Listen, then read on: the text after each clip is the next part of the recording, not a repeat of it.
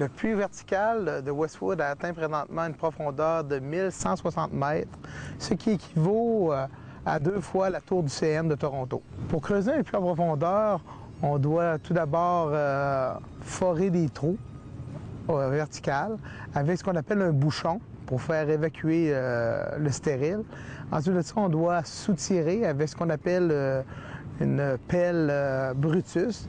Et par la suite, nous devons chaque jour avancer du ciment, faire des collets de ciment et ensuite de ça, installer le fer qui fera l'armature du puits. Alors, il y a 2 façons de faire pour les puits. Il y a des puits en bois et des puits en ciment. Les puits en bois sont souvent de forme rectangulaire. Des puits circulaires en ciment, les contraintes sont mieux réparties. Il y a eu plusieurs arrêts pour creuser le puits ici au projet Westwood. Ces arrêts sont souvent reliés à des arrêts prévisibles dus à la production du projet Westwood. Un puits comme Westwood, un puits profond comme Westwood, implique des grands défis techniques, des défis de profondeur, de chaleur.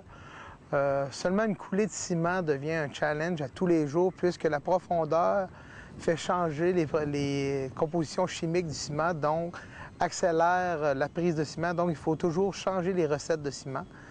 Et depuis, c'est toujours un travail en hauteur. C'est l'équivalent de bâtir un gratte-ciel en creusant dans le sol.